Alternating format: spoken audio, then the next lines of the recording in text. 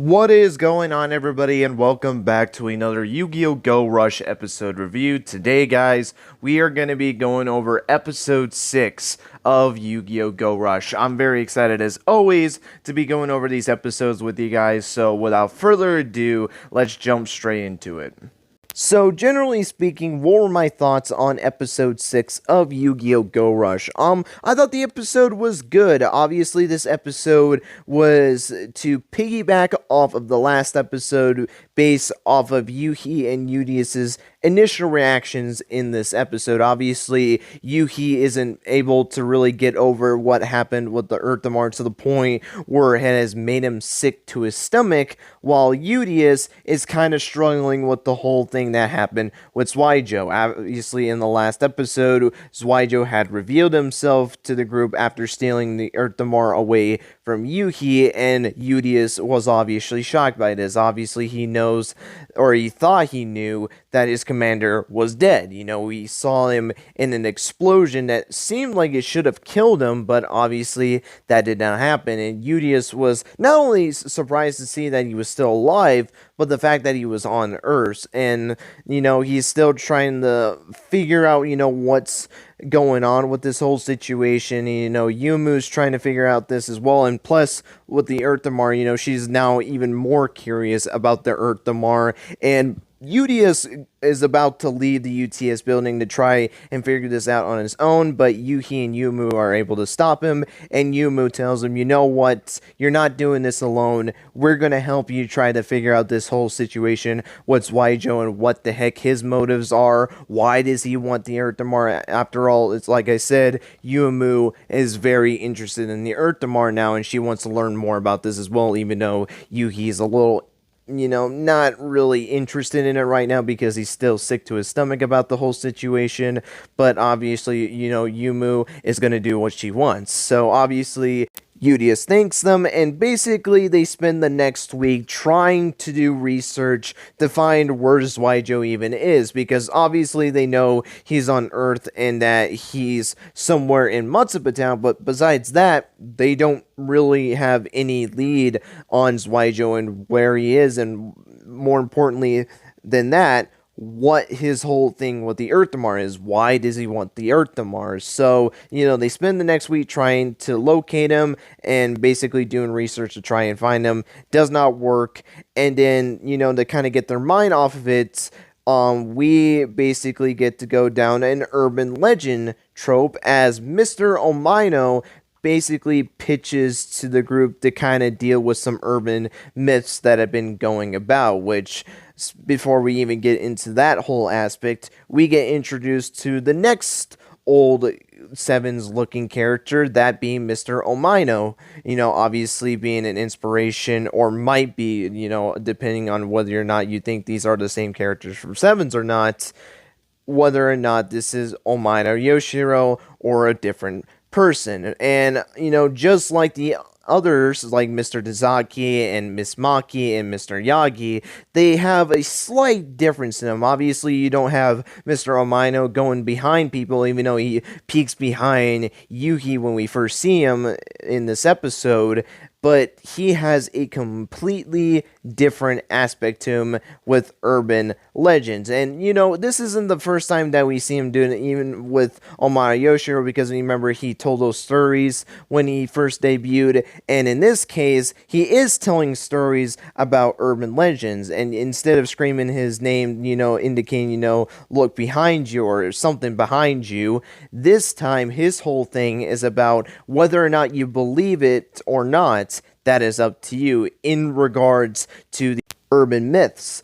And the 3 urban myths that we learn about in this episode, the first one being in regards to apparently mysterious old men are disappearing out of nowhere. Well, more specifically, they are appearing at this building, and then they disappear out of nowhere. And Yuhi goes to investigate, this whole urban legend, and apparently that it's not really much of anything. It's basically these old ninja men, I guess, are apparently a delivery service, and basically that's why it seems like they pop in and out in just a blink of an eye, because obviously they're super duper fast, and we see them delivering this, I think it's like ramen or something like that, to this lady at this building, and then they immediately run off because their whole service is getting food to you in quick speed. And obviously this urban myth is basically faltered.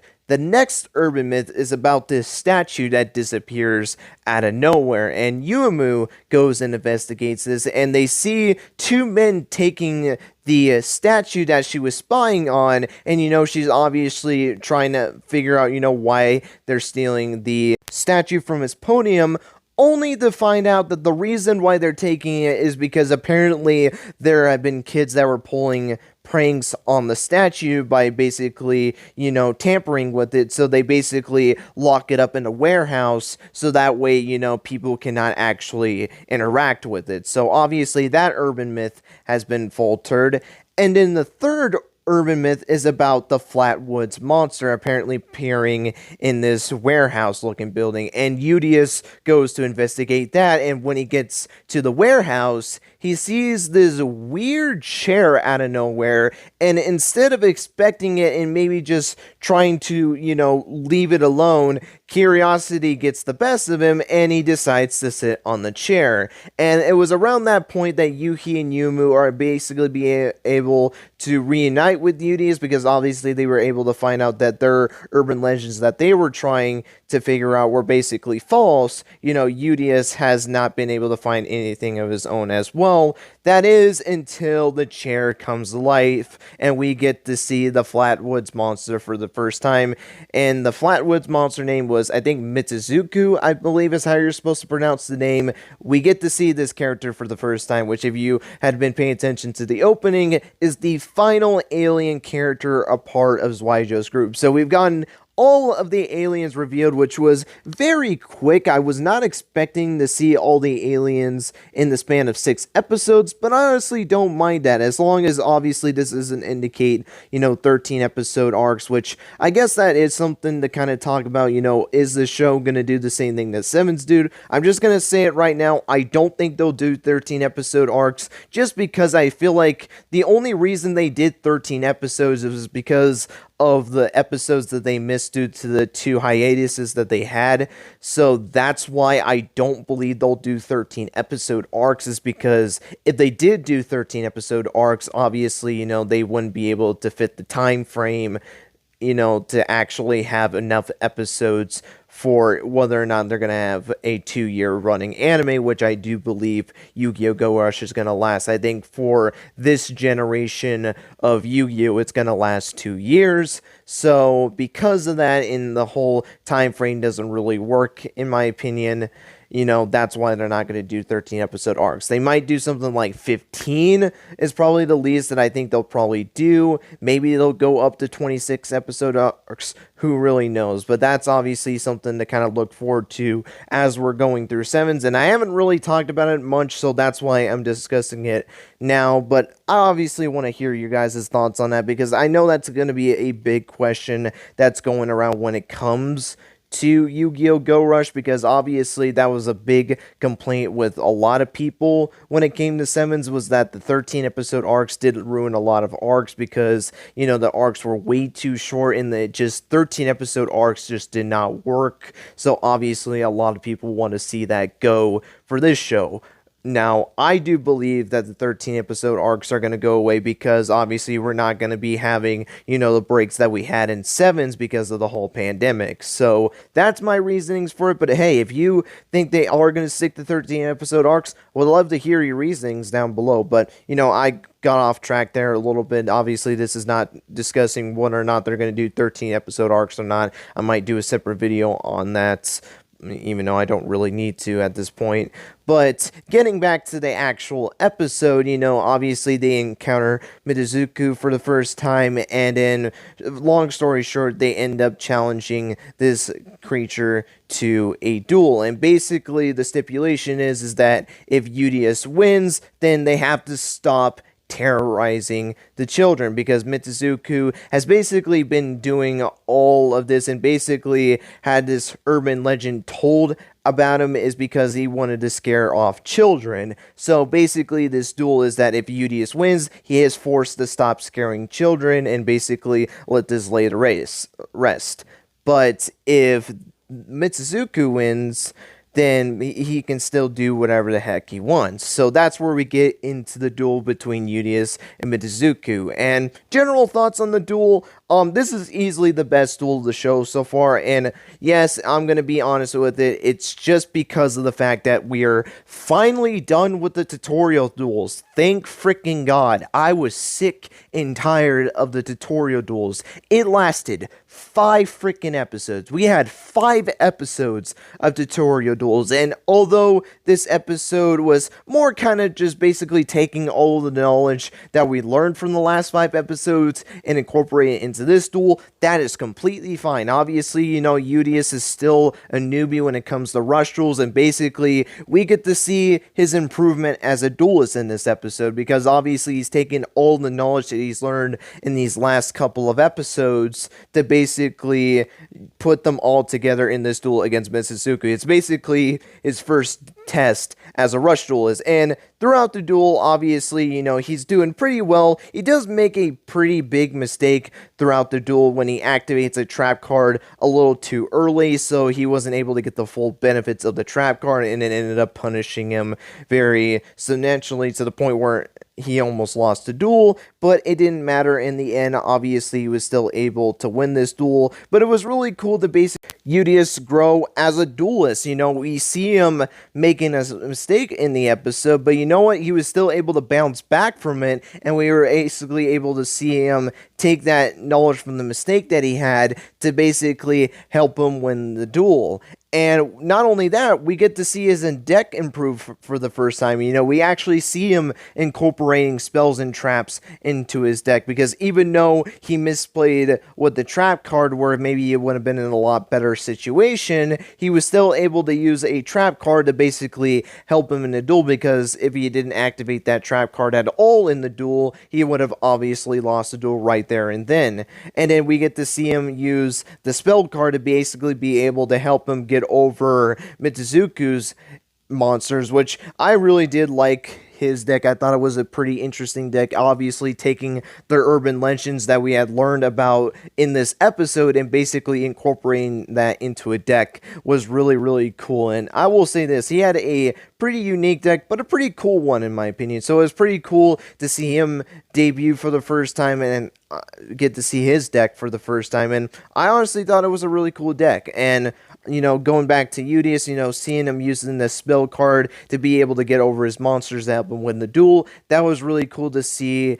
And, obviously Eudius is going to continue to grow as a strong duelist. And I will say, though, Eudius has been a very fascinating character so far. The only thing I will say, though, with his dueling that I haven't really gotten too attached to yet is Transamo Rainic. Obviously, he uses it in this episode as well, alongside Galactic Oblivion. He uses it in his first turn, and I'm just going to be honest, I don't think I'm ever going to get used to Transamo Rainic being a secondary ace monster. Obviously, we have never had a level 4 monster as a secondary ace before, and I just haven't really gotten used to it because it just feels like this monster shouldn't be considered an ace monster because, obviously, you just summon out to the field like a regular monster, and that's how it functions as a regular level 4 monster. I don't know, maybe it's just me, but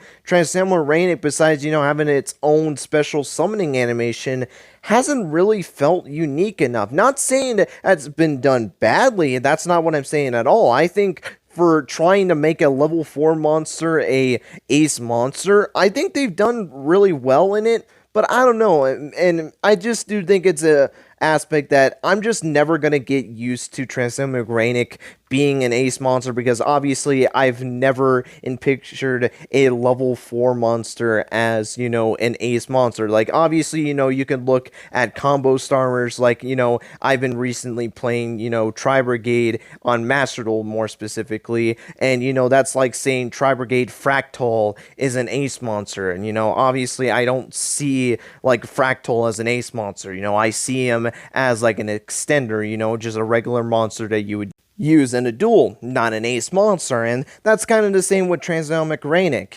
I don't really see him as an ace monster. I just see him as a regular monster that can help you get over, lower leveled monsters. But obviously that's my opinion, and it's more something that I'm gonna have to kind of get used to as, the show progresses. And I'm kind of hoping that this monster kind of gets an upgrade in terms of an effect monster. It doesn't have to be a tribute summon monster if they want to kind of keep to the whole level 4 aspect to this monster.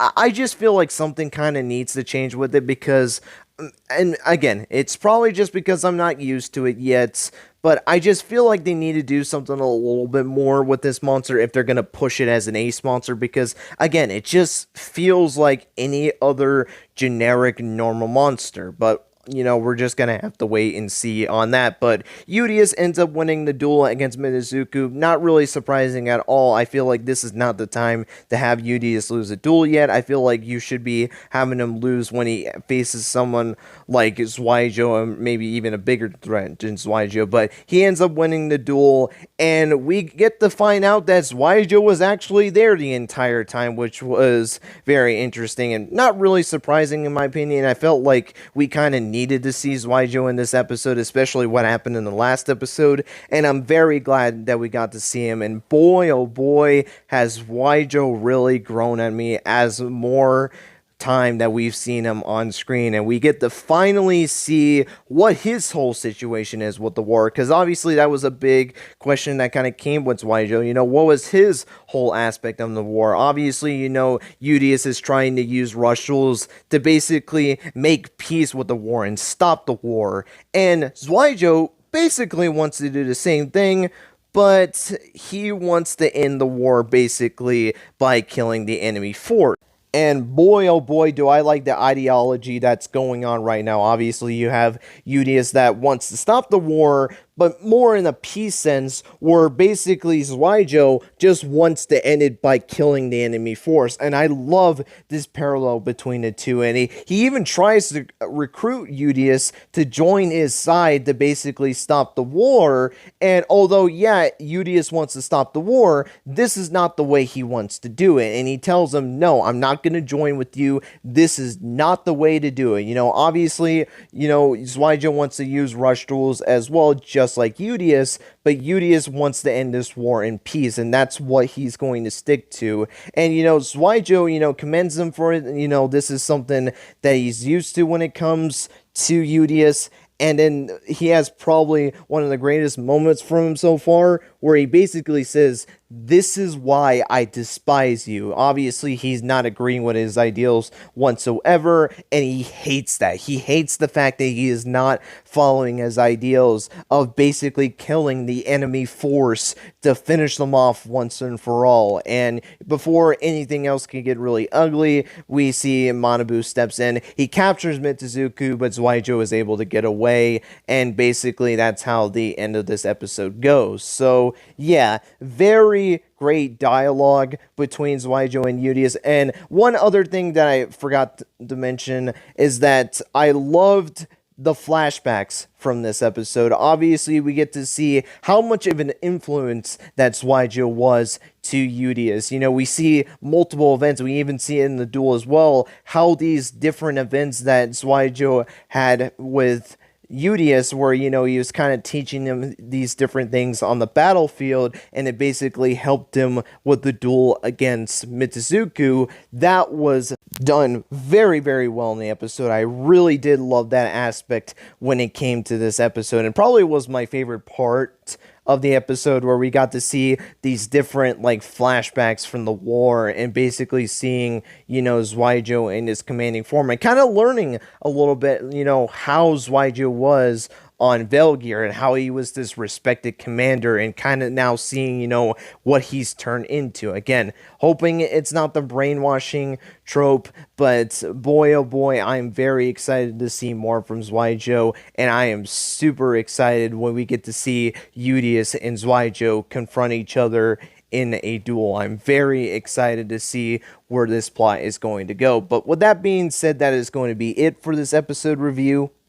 Hope you guys enjoyed. Let me know your guys' thoughts on this episode. Did you think it was a good episode? Did you think it was an okay episode?